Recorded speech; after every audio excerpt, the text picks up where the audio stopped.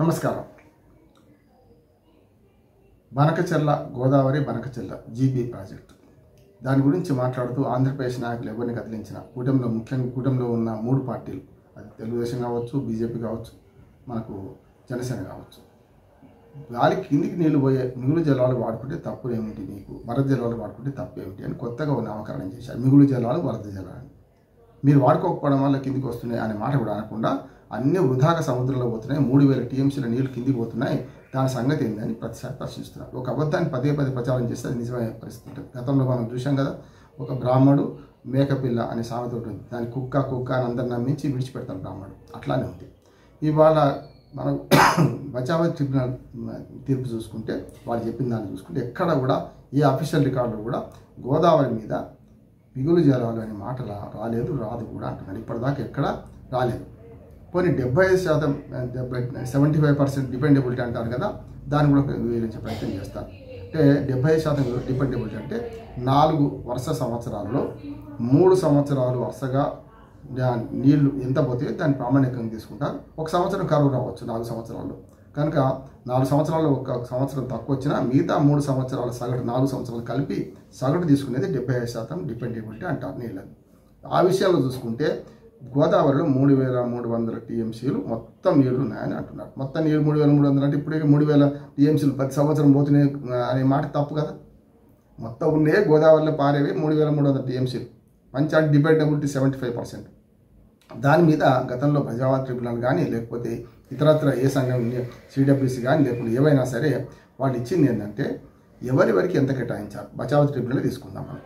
మొత్తం నీళ్లలో 10 కాంటూర్లు ఉంటే, 10 పరివాహక ప్రాంతాలు ఉంటే అన్నీ కూడా ఆల్ వాటర్ అంటాం. ఆల్ వాటర్లో మహారాష్ట్రలో ఉన్న అన్ని నదుల నుంచి వచ్చే, అన్ని బాగుల నుంచి వంకల నుంచి వచ్చే నీళ్ళు మొత్తం వాళ్ళకి ఎంత, అక్కడ పక్కన బార్డర్ లేదు, అటుపక్క ఇటుపక్క మహారాష్ట్ర, సమస్య లేదు, వాళ్ళు వాడుకోవచ్చు, దానిలో ఏం అభ్యంతరం లేదు.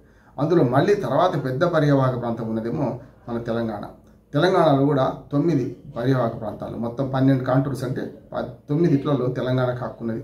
కనుక దూరంగా పారే దానిలో మహారాష్ట్ర తర్వాత మరి తెలంగాణ ఉంది, ఎక్కువ దూరం పారే గోదావరి నది. కనుక వెడల్పైనాక గోదావరి నది పారేది కూడా తెలంగాణలో, తర్వాత ఆంధ్రప్రదేశ్ వాట చాలా తక్కువ మొత్తంలో.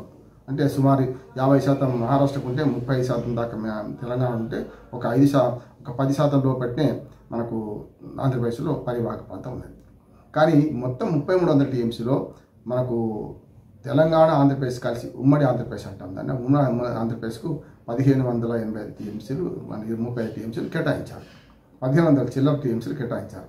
అందులో మళ్ళీ 2 రాష్ట్రాలు అయిపోయిన తర్వాత 925 టీఎంసీలు ఏమో తెలంగాణకు, 535 టీఎంసీలు ఏమో ఆంధ్రప్రదేశ్కి కేటాయించారు. అంటే ఇవి ఉన్న దానిలో పంచుకోవడం, పరివాహక ప్రాంతాలను బట్టి పంచారు. ఇది జరిగింది.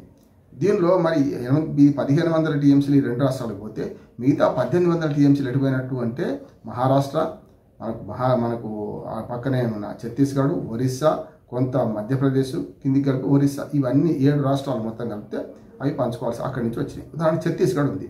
ఛత్తీస్గఢ్ మొత్తంలో 400 టీఎంసీలు కేటాయించారు.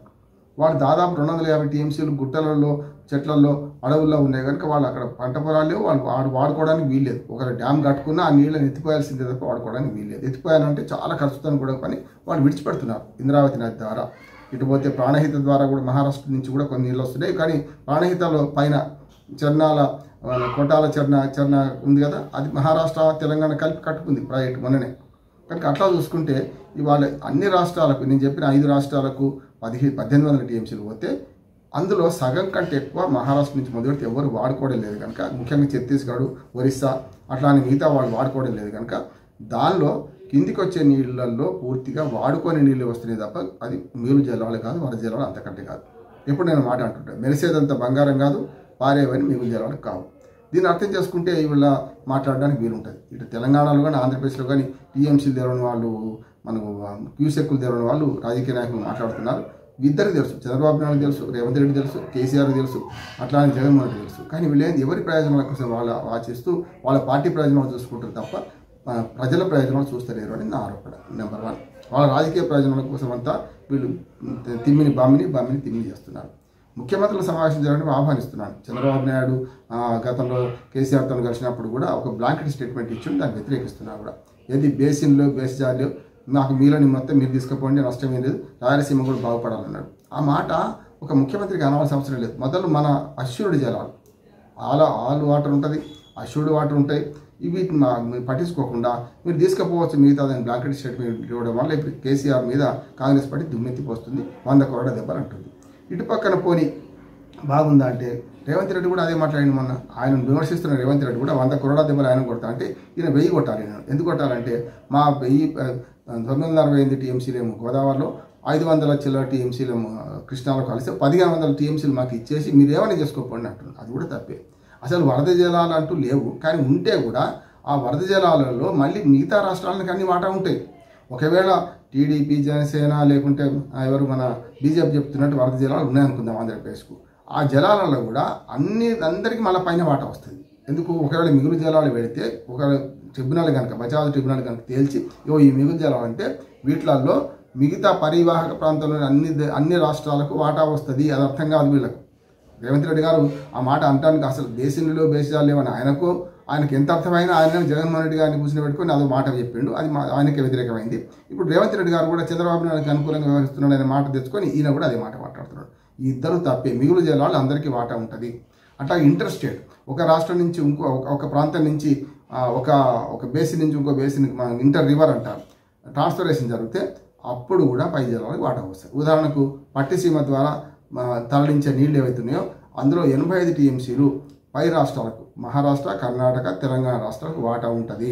అందులో మిగతా 2 రాష్ట్రాలకు 21, 31 పోతే మొత్తం 35 టీఎంసీలు అటుపక్క 40 టీఎంసీలు, 45 టీఎంసీలు తెలంగాణకు అదనంగా కృష్ణా జిల్లాలో వాటర్ రావాలి. ఉన్న వాటినే వాడుకునే తెలివి లేదు వీళ్ళకు. లేని ఎట్లా చేస్తారు? అట్లానే బీఆర్ఎస్ని సమర్థించిన బీఆర్ఎస్ కూడా గత 10 ఏళ్లలో కట్టాల్సిన ప్రాజెక్టులు ఏమీ కట్టకుండా, వాడుకోవాల్సిన నీళ్ళని వాడుకోకుండా విడిచిపెట్టి ఇప్పుడు కాంగ్రెస్ పార్టీ మీద ఆరోపణ చేస్తున్నది. కాంగ్రెస్ కూడా పరస్పరం ఆరోపణ బీఆర్ఎస్ మీద పెడుతుంది.